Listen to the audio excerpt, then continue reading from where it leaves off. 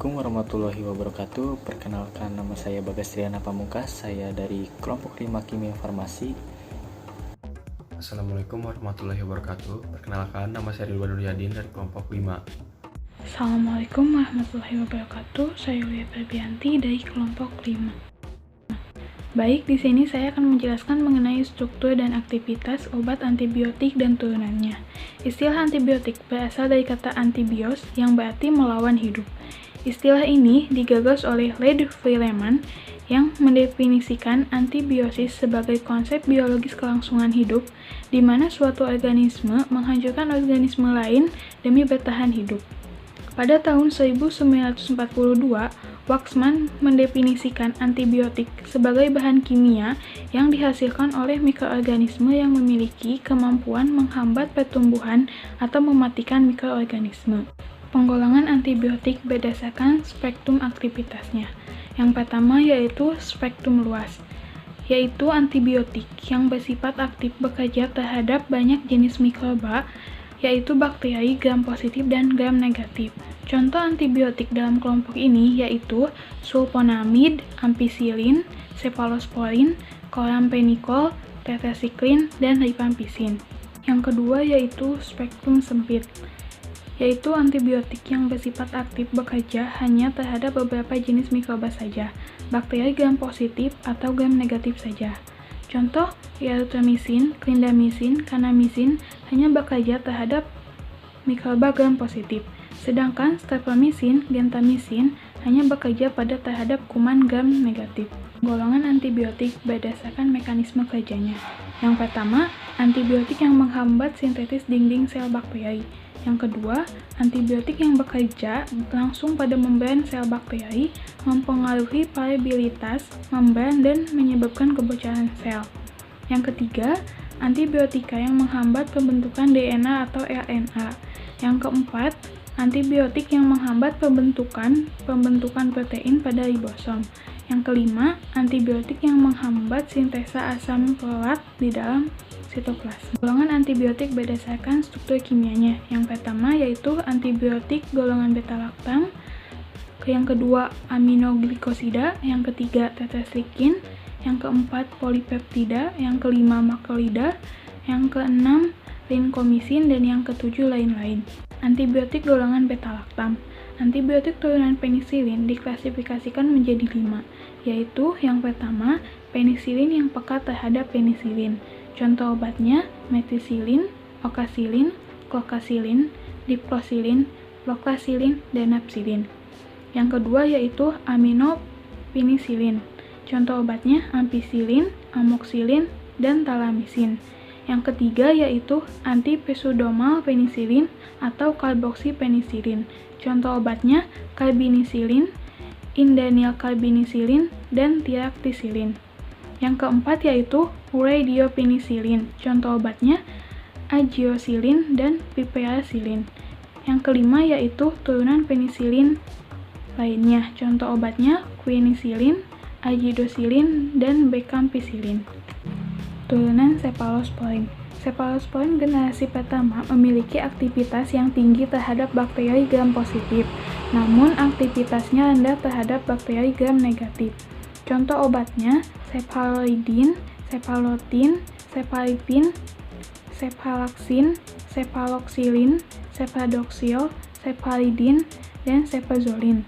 Cephalosporin generasi kedua lebih aktif terhadap bakteri gram negatif dan tidak terlalu aktif terhadap bakteri gram positif. Contoh obatnya cefamadol, cefatoxin, cefuroxim, cefaclor, dan cefonicid. Cephalosporin generasi ketiga kurang aktif melawan bakteri gram positif dibandingkan generasi pertama, tetapi memiliki spektrum yang lebih luas terhadap bakteri gram negatif. Contoh obatnya ceftriaxone, cefotaxime, ceftazidime, ceftriaxone, dan cefmenoxim. Cephalosporin generasi keempat memiliki spektrum yang lebih luas dalam melawan bakteri dibandingkan turunan cephalosporin sebelumnya. Contoh obatnya cefixime dan cefpirom. Turunan aminoglikosida. Antibiotik yang memiliki satu atau lebih gula amino yang terhubung pada cincin aminostitol melalui ikatan glikosida.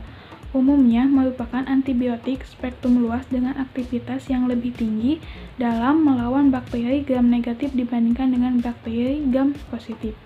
Contoh obatnya streptomycin, neomycin, kanamycin, gentamicin, netilmycin, tobramycin, permisetin, dan amikacin. Turunan tetrasiklin. Antibiotik turunan tetrasiklin merupakan turunan oktahidronaptasen yang terbentuk oleh gabungan 4 buah cincin serta memiliki 5 atau 6 pusat atom C asimetrik. Turunan tetrasiklin merupakan antibiotik poten yang memiliki aktivitas berspektrum luas baik terhadap bakteri gram positif maupun bakteri gram negatif. Contohnya yaitu dexatiltetrasiklin alami, dosisiklin semisintetis, dan limesiklin atau protetrasiklin. Turunan polipeptida. Antibiotik turunan polipeptida memiliki struktur polipeptida yang kompleks, yang resisten terhadap protease hewan atau tumbuhan. Antibiotik ini juga memiliki gugus lipid selain gugus amino yang tidak dimiliki oleh hewan atau tumbuhan. Contohnya yaitu polymyxin, ampomycin, tiotisin, dan vancomycin. Turunan makrolida. Antibiotik turunan makrolida merupakan antibiotik yang sangat bermanfaat khususnya untuk terapi penyakit infeksi yang disebabkan oleh bakteri gram positif baik dalam bentuk kokus maupun bacillus. Contoh obatnya yaitu erythromycin, clarithromycin, flurithromycin, dan azithromycin. Turunan encomycin merupakan senyawa bakteriosetika yang pada kadar tinggi dapat bersifat bakteriasid. Turunan golongan lain-lain. Antibiotik yang termasuk ke dalam kelompok ini adalah chloramphenicol, rifampicin, dan mupirison. Halo, di sini saya akan menjelaskan hubungan struktur aktivitas turunan penisilin. Penisilin alami telah mengalami banyak modifikasi pada molekulnya untuk membuat turunan penisilin baru yang dengan sifat yang lebih baik diantaranya. Yang pertama itu penisilin yang tahan asam karena adanya gugus penarik elektron seperti gugus fenoksi yang terikat pada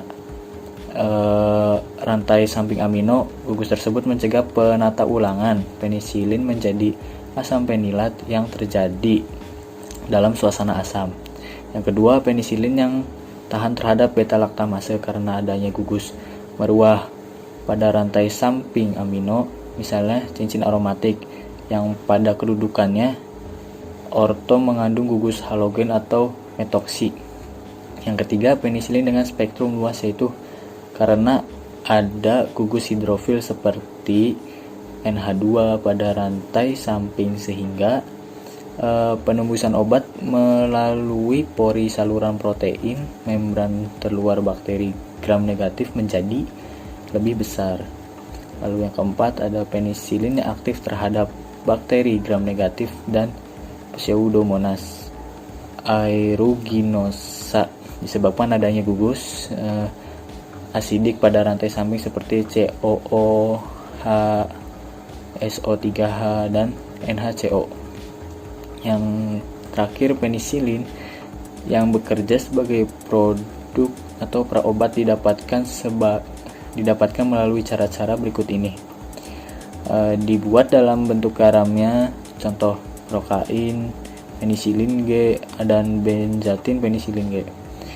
Lalu menutupi gugus amino bebas misal yang terdapat pada struktur ampicillin dengan membentuk garam amida yang akan diurai kembali pada in vivo, contoh piperacillin, acrylocillin, dan lain-lain. Lalu yang terakhir membentuk ester pada gugus karbosil yang terikat pada atom C3, contoh bakampicillin, pivampicillin, dan talampicillin. Lalu selanjutnya hubungan struktur aktivitas turunan cefalosporin.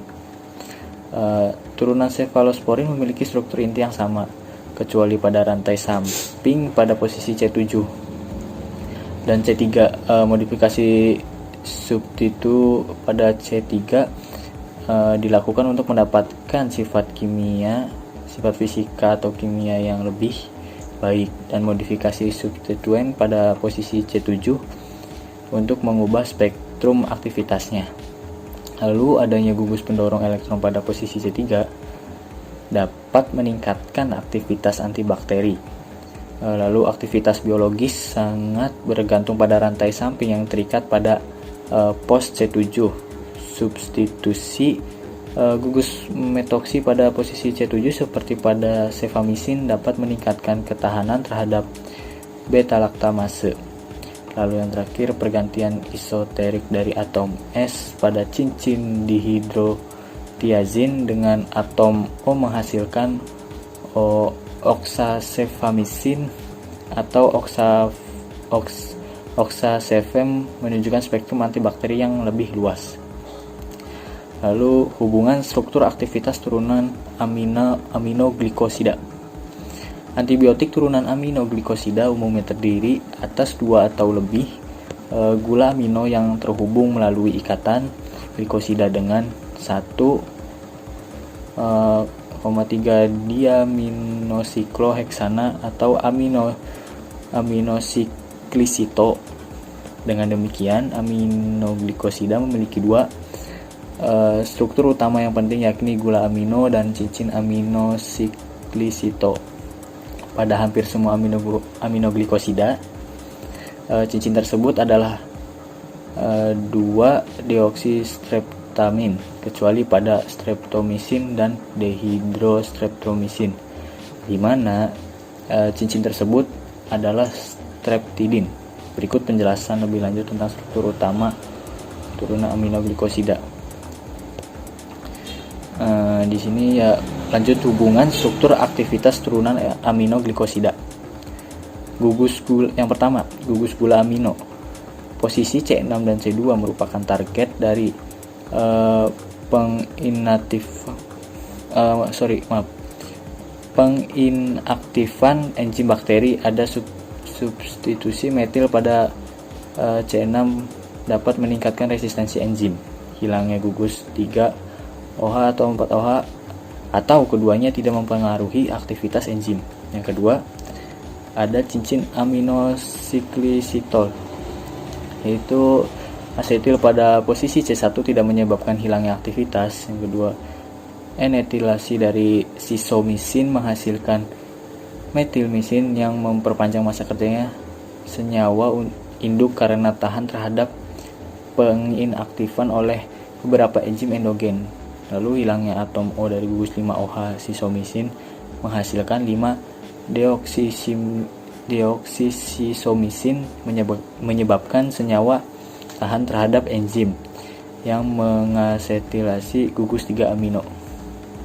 Lalu selanjutnya hubungan struktur aktivitas turunan tetrasiklin. Berikut penjelasan hubungan struktur turunan tetrasiklin, yaitu cincin D harus merupakan cincin aromatik dan cincin A harus tersubstitusi pada setiap atom karbonnya dengan tepat untuk kepentingan aktivitasnya. Lalu cincin B dan cincin C dapat mentoleransi perubahan substituen selama sistem ketoenol atau C11, C12, C12A tidak berubah dan terkonjugasi pada cincin fenol D. Lalu cincin B, C, D fenol merupakan sistem ketoenol yang terkonjugasi. Lalu secara spesifik cincin A mengandung trikarbonil suatu gugus ketoenol pada posisi C1, 2, dan 3. Struktur kimia penting lainnya untuk aktivitas antibakteri adalah pada gugus amin pada posisi C4 pada cincin A. Baiklah, selanjutnya saya akan menjelaskan hubungan struktur aktivitas turunan makrolida. Antibiotik turunan makrolida pada umumnya dihasilkan oleh Streptomyces sp dan mempunyai 5 bagian struktur dengan karakteristik diantaranya. Yang pertama, cincin lakton yang benar biasanya mengandung 12-17 atom. Kedua, gugus keton. Ketiga, 1 atau 2 gula amin seperti glikosida yang berhubungan dengan cincin lakton.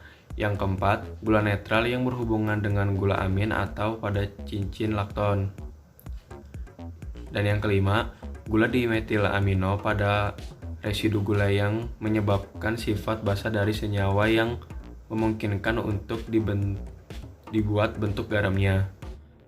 Selanjutnya adalah hubungan struktur aktivitas turunan linkomisin, diantaranya N-dimetilasi memberikan aktivitas melawan bakteri gram negatif.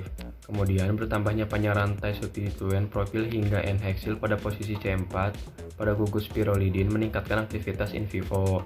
Selanjutnya, thiometil ether pada gugus thiolinkosamida adalah penting untuk aktivitas antibakteri. Dan yang terakhir, modifikasi struktur pada posisi C7 seperti bertambahnya 7S-kloro atau 7ROCH3 akan mengubah sifat fisikokimia dan mempengaruhi sifat farmakokinetika dan spektrum aktivitasnya. Efek samping yang umumnya terjadi adalah ruam kulit, mual, muntah, dan diare. Antibiotik golongan lain-lain. Di sini contohnya adalah chloramphenicol. Saya akan menjelaskan hubungan struktur dan aktivitas chloramphenicol. Di sini adanya modifikasi gugus P-nitrophenol dapat dilakukan melalui beberapa cara. Di antaranya yang pertama, ada penggantian gugus nitro oleh substituen lainnya yang akan menurunkan aktivitas antibakteri. Kedua, pemindahan posisi gugus nitro dari posisi para juga akan menurunkan aktivitas antibakteri. Ketiga, penggantian gugus fenil oleh gugus alisiklik akan menghasilkan senyawa yang kurang protein. Modifikasi pada rantai samping di kloroasetamida, rantai samping halogen lainnya akan menghasilkan senyawa yang kurang protein, meski aktivitas utama tetap ada. Modifikasi 1,3 propanadol bila gugus alkohol pada C1 diubah akan menurunkan aktivitasnya, sehingga adanya gugus alkohol pada senyawa ini penting untuk aktivitas antibakterinya. Selanjutnya ada rifampicin. Rifampicin diisolasi dari fermentasi kultur Nocardia mediterranea dan merupakan antibiotik dengan spektrum aktivitas yang luas. Pada umumnya rifampicin digunakan sebagai obat antituberkulosis. Berikut adalah gambar struktur rifampicin.